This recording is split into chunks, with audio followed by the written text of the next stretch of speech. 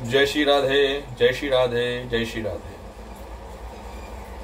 श्री गोविंद देवताभ्याय नमः, श्री हरि नारायणाय नमः, ओम सर्वदेवी देवताय नमः, ओम सर्वभक्ताय नमो नमः, ओम श्री प्रभक्तभ्यम नमो नमः। जय श्री राधे, जय श्री राधे, जय माता की। आप सभी का कल्याण हो।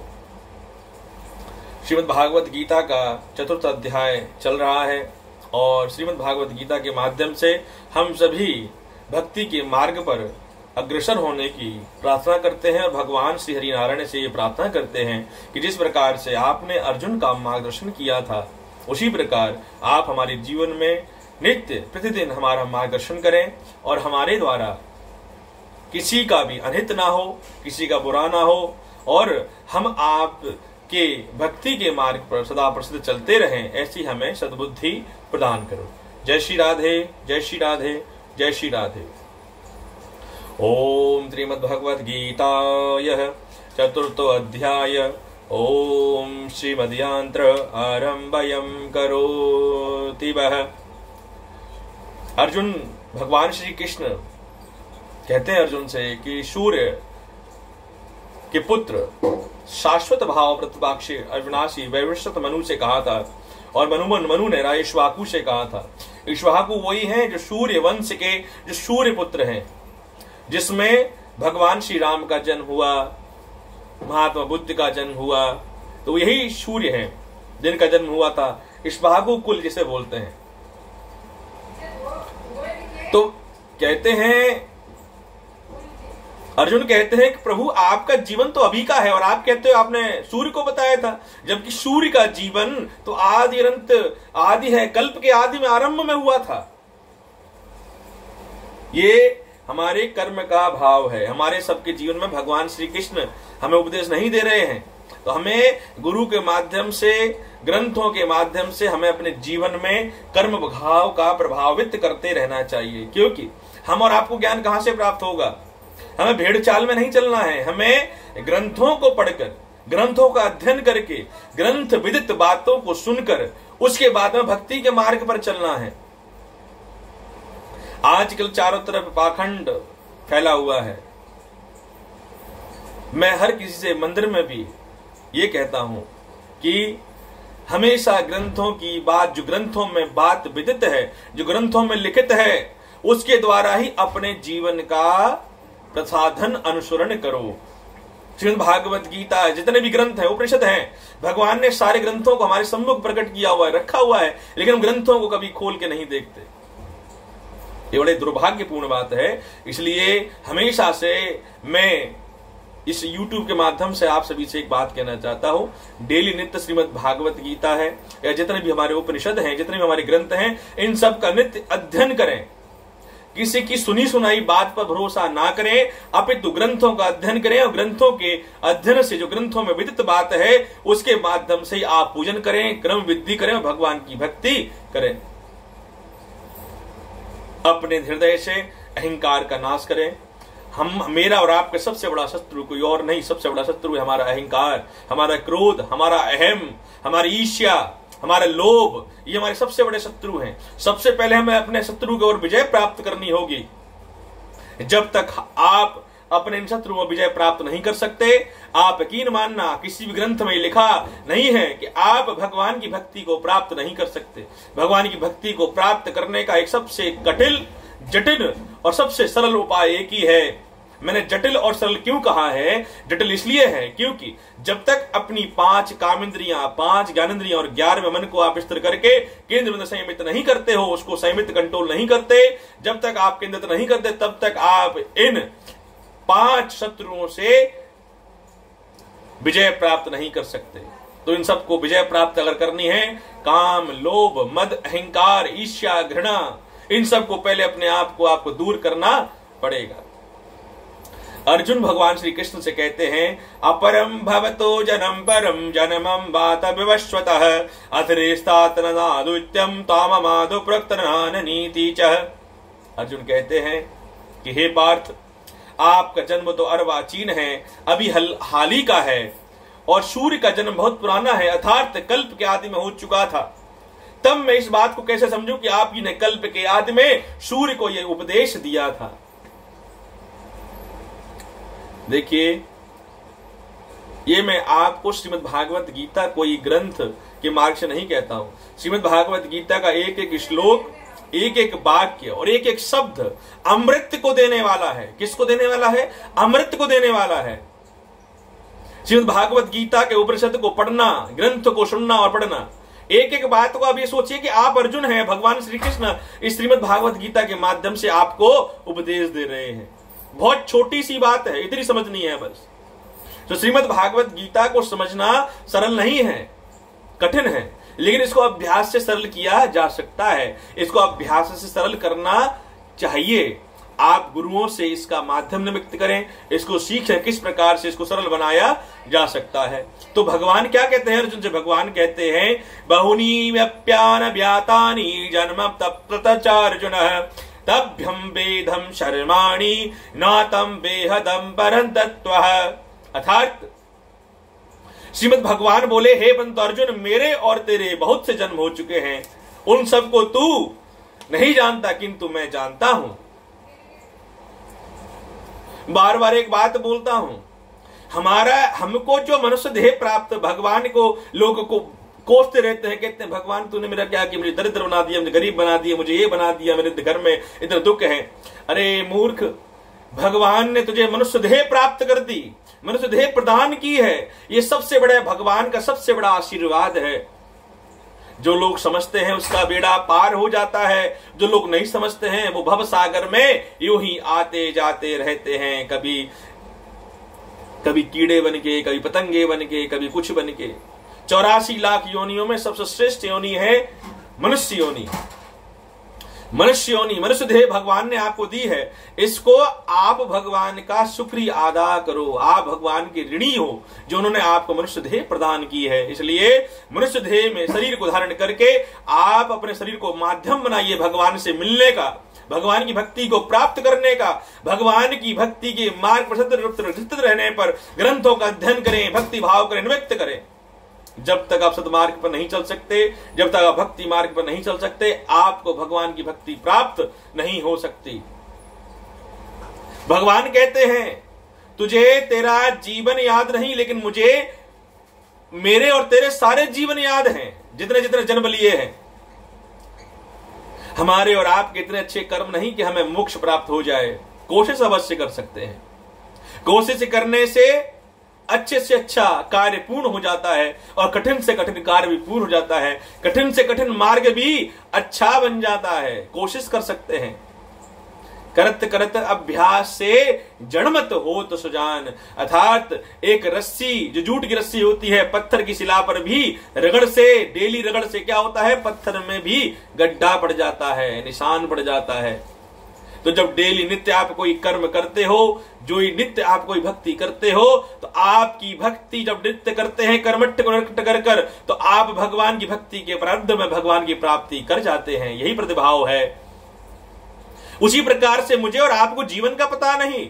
मैं बड़ा सौभाग्यशाली हूं कि मनुष्य देह प्राप्त हुई है, और जो भी मेरा संकल्प जीवन का है, मैं ये संकल्प करता हूं कि मैं अपने जीवन में इस मनुष्य देह को प्राप्त कर कर अपने जीवन को भगवान के अग्रसर मार्ग पर नौछावर अर्थात अग्रसर भाव में प्राप्त संकल्प करता हूं।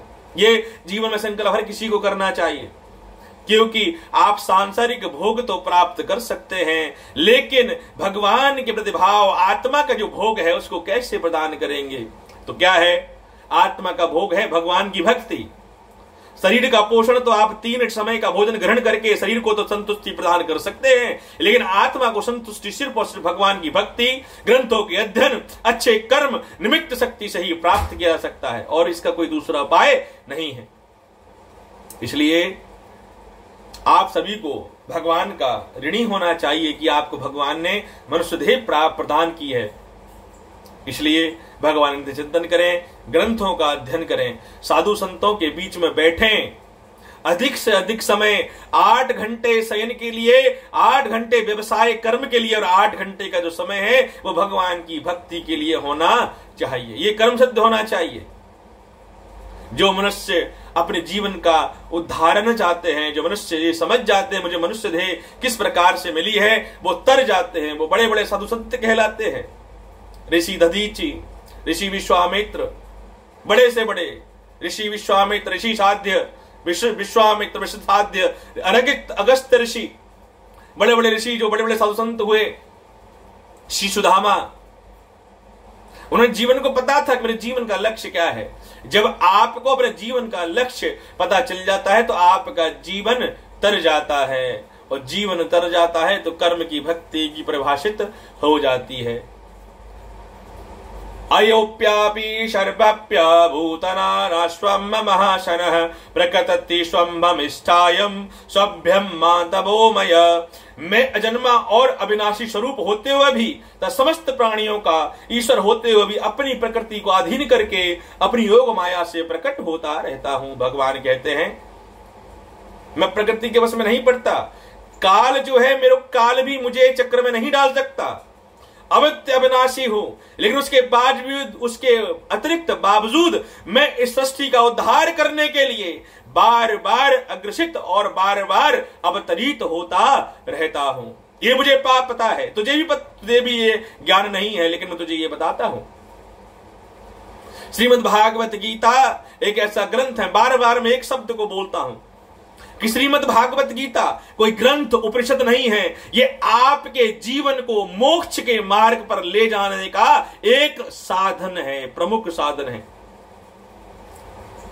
अगर आप श्रीमद् भागवत गीता के माध्यम से हर एक श्लोक और हर एक अध्याय को कंठस्थ होकर पढ़ेंगे और कंठस्थ होकर उसको अपने हृदय में धारण करेंगे, तो ये मेरा 1000 नहीं 1000% दावा है कि आप अपने शरीर का उद्धार कर सकते हैं, अपने जीवन का उद्धार कर सकते हैं और आप भगवान की परम धाम में मोक्ष प्राप्त कर सकते हैं। यह परम सत्य है।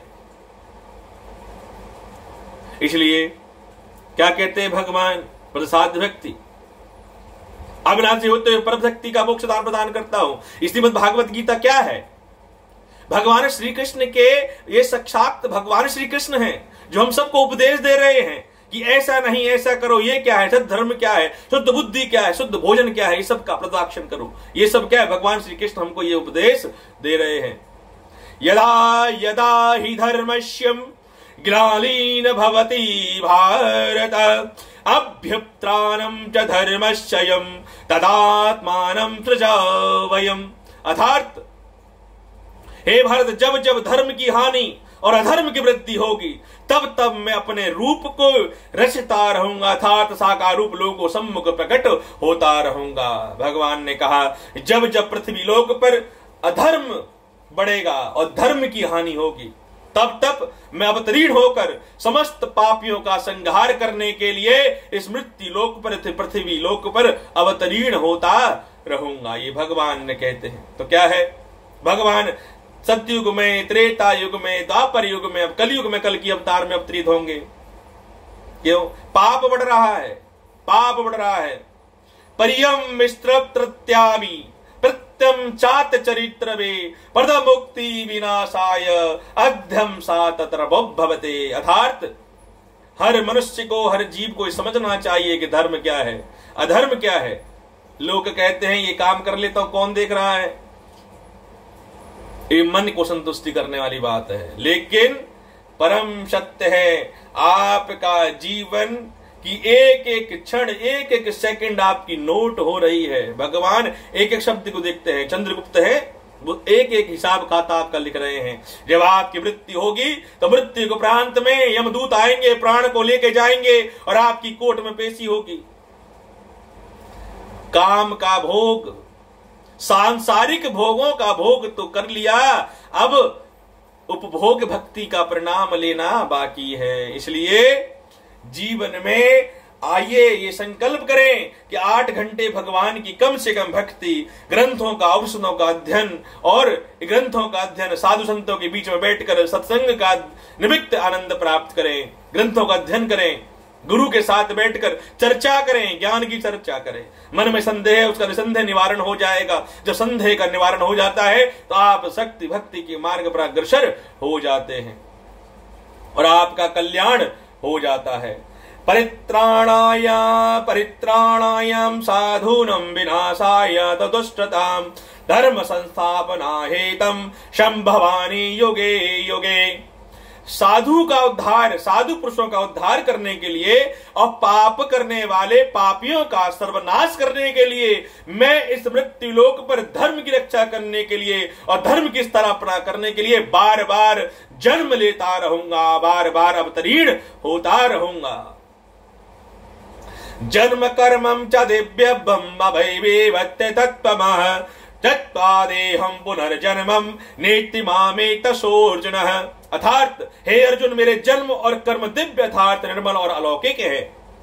भगवान कहते हैं मेरे जन्म और कर्म अलौकिक। इस प्रकार जो मनुष्य तत्व से जान लेता है वह शरीर को त्याग कर फिर जन्म प्राप्त नहीं होता, किंतु मुझे ही प्राप्त हो जाता है। अर्थात सर्वशक्तिमान सत्यानंद घर परमात्मा, अविनाशी परम सर्वभूतों के दाता, सर्व ज्ञान के कर्म विधाता, जो परमानंद परमेश्वर है, जो ऐसे सिद्ध पुरुष है, वो उनका नाम भगवान श्री नारायण है। जो सच्चिदानंद है, सदानंद परमेश्वर है, जो परमानंद से भगवान की भक्ति निपुण होकर भगवान के चरणों में अपना शीश नमन कर देता है, अपने आप को भगवान को अर्पण कर देता है, उसका जीवन में उद्धार हो जाता है। कर्म ध्यानम प्रदक्षते प्रभ कार्यम विना प्रभा विनतारम सरिष्चत्याभि मनुष्य देभाभम विनक्तणे भृत्यम मृत्युदाताभ्याय अभ्रत्याय सशस्त्राणम प्रदमुक्ति विचारत्ते रूपम करिष्यामि मनुष्याणि। अर्थात जो मनुष्य जीवन ध्येय को पाकर भी अपने सद्मार्ग ज्ञान को कर्म को भगवान की भक्ति के मार्ग पर नहीं लगा पाता, वो पापी कहलाता है। क्या कहलाता है? पापी कहलाता है। ग्रंथ भगवान ने बनाया, उनका अध्ययन कीजिए, आनंद प्राप्त कीजिए, आनंद और सुख की प्राप्ति होगी, भक्ति की प्राप्ति होगी। भक्ति क्या है, कर्म क्या है, ज्ञान क्या है, इन सब के प्रश्न के उत्तर श्रीमद् भागवत गीता में लिखे हुए हैं। एक एक उच्चारण, एक एक संत श्लोक को मैं बहुत बारीकी से बताने की कोशिश करता हूं, जिससे मेरा और आप सभी का उद्धार हो जाए। जीवन का परम सत्य यही है, सच्चिदानंद।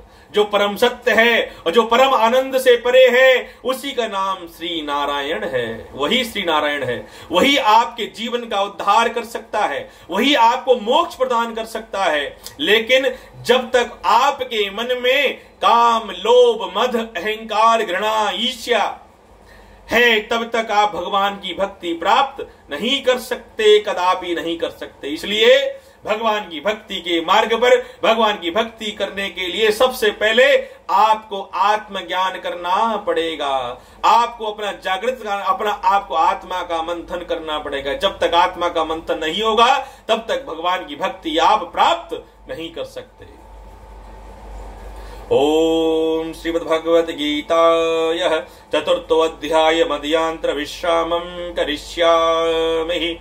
ओम त्रिशाधयं कर्मध्वनिमक्तवेबभ्यं नमामितम्।